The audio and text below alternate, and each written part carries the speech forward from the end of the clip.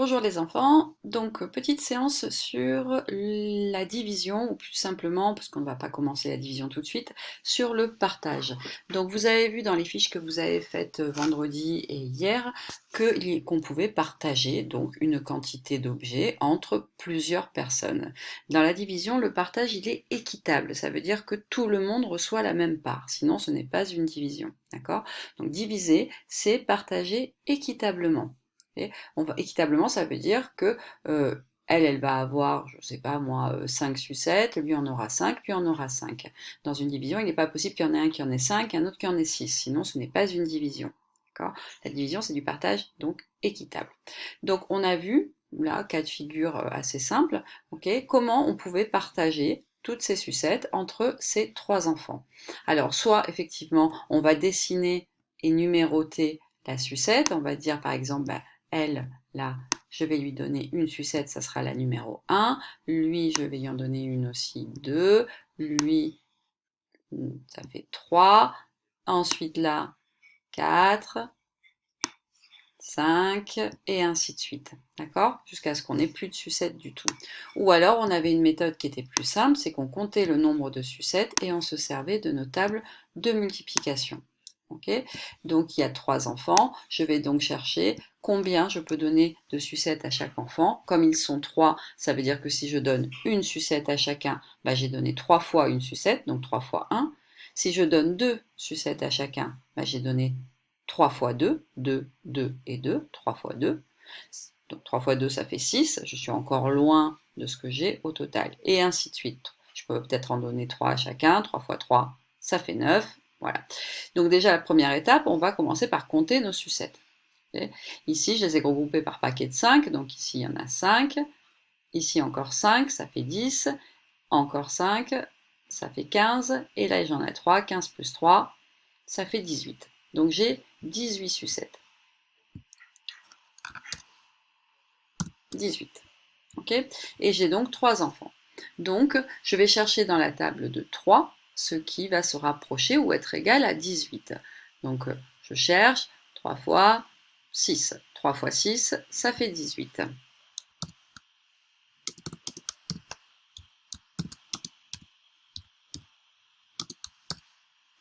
3 fois 6, ça fait 18. Donc, j'ai 3 enfants. Si je leur donne 6 sucettes à chacun, 6 pour elle, 6 pour lui et 6 pour lui. J'ai donc donné 3 fois 6, 18. On vérifie en leur donnant... Oups, pardon. En leur donnant des sucettes. Donc on va lui en donner une à elle. 2, 3, 4, 5 et 6. Lui, on va lui en donner 6 aussi. Et on va pouvoir vérifier si on peut bien en donner 6 à chacun. 3, 4, 5 et 6. Et 1, 2, 3, 4, 5 et 6. Donc ça fonctionne bien. Donc on peut écrire que 18 sucettes divisé en 3, donc partagé en 3, ça va nous donner 6 sucettes pour chacun. Voilà. Qu'est-ce qui va se passer si, alors là ça tombe bien, 18 c'est dans la table de 3. Mais qu'est-ce qui va se passer si le nombre n'est pas dans la table? C'est ce qu'on va voir tout de suite.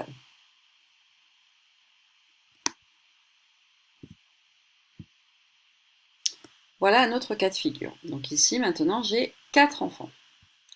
On va compter le nombre de bonbons à distribuer. Donc 1, 2, 3, 4, 5, 6, 7, 8, 9, 10, 11, 12, 13, 14, 15, 16, 17, 18 et 19. J'ai 19 bonbons à partager entre 4 enfants. Donc, puisqu'il y a 4 enfants, je vais chercher dans la table de 4. Je rappelle que si je donne, je ne sais pas moi, 2 bonbons à chacun, j'aurais donné 4 fois 2 bonbons. 2 bonbons pour elle, 2 bonbons pour elle, 2 bonbons pour lui, 2 bonbons pour lui, ça fait 4 fois 2. 4 fois 2, ça fait 8, je suis très loin de mes 19 bonbons. Donc, est-ce que 19 est dans la table de 4?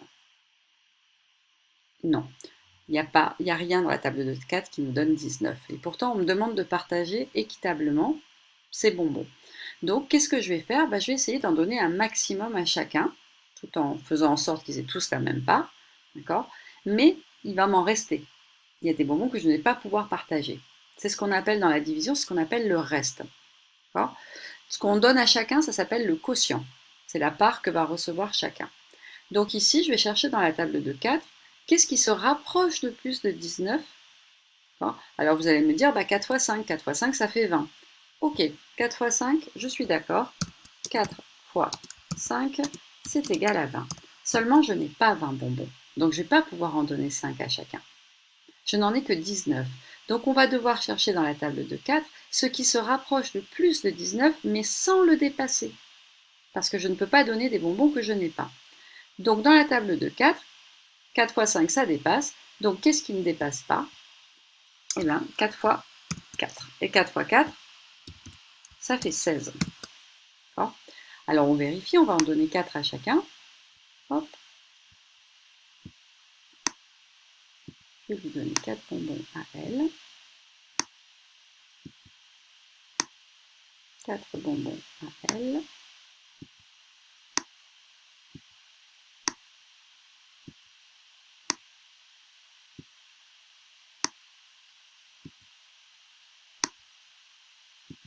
Quatre pour le garçon. 4 pour son frère jumeau.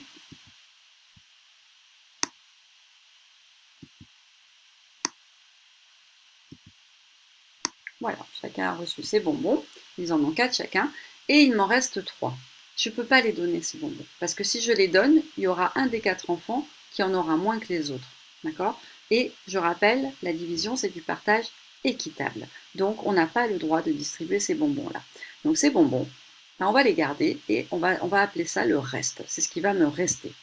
Okay? Donc, on va pouvoir écrire que 19 est là. 19, si je le partage en 4, le quotient, que je vais écrire Q, quotient, je rappelle que c'est la part que reçoit chaque enfant. Chaque enfant va recevoir 4 bonbons et il va m'en rester, donc c'est R, il va m'en rester 3 que je n'ai pas pu partager. Okay? On peut aussi écrire que 19, alors attendez, hop, en fait 19 c'est égal à 4 fois 4. 4 fois 4, ça fait 16. Donc jusqu'à présent, mon égalité, elle n'est pas juste. Plus les 3 que je n'ai pas pu donner. Là, c'est juste. 4 fois 4, ça fait 16. Plus 3, ça fait 19. D'accord? Donc j'ai donné à chacun des 4 enfants, les 4 enfants, 4 bonbons. Donc j'ai donné 4 fois 4 bonbons. Et il m'en reste 3. Ok? 19 divisé par 4. Le quotient, c'est 4. La part de chacun, c'est 4. Et il me reste 3 bonbons. Donc le reste, c'est 3. Okay? Donc après, une fois qu'on a compris ça, on peut parfaitement faire des petits calculs de tête. Ça demande un petit peu d'effort. Par exemple, si je veux faire 32 partagé entre 5 enfants. Donc divisé par 5. J'imagine mes 5 enfants. Je vais donc chercher dans la table de 5. Dans la table de 5, qu'est-ce qui se rapproche le plus de 32 sans le dépasser? Alors 5 fois 5, ça fait 25, encore un peu loin. 5 fois 6, ça fait 30, on se rapproche. 5 fois 7, ça fait 35. Ah, j'ai dépassé. Donc je reviens à 5 fois 6. Okay. 5 fois 6 qui est égal à 30. Ça veut dire que je vais pouvoir donner le quotient de cette division. Ça va être 6, puisque je vais pouvoir en donner 6 à chacun. Mais il va m'en rester, parce que 5 fois 6, ça fait 30. Et donc, il va m'en rester 2, que je n'ai pas pu partager. Donc, le reste est égal à 2. Voilà. Donc là, vous allez devoir faire la fiche la séance de votre fichier, la séance 56 qui s'appelle quotient et reste, d'accord, où vous avez cette situation-là. Donc là, non, c'est pas celle-là, celle-là, voilà, où vous allez voir, est-ce que vous la voyez? Oui, c'est celle-là. Okay. Où vous allez voir que vous allez commencer à chercher, à partager donc des quantités, à partager entre plusieurs personnes et voir s'il y a des restes ou s'il n'y en a pas. Okay. Quand il n'y a pas de reste, on dit que le quotient il est exact. Quand il y a un reste, on parle juste de quotient. Je rappelle encore une fois, le quotient,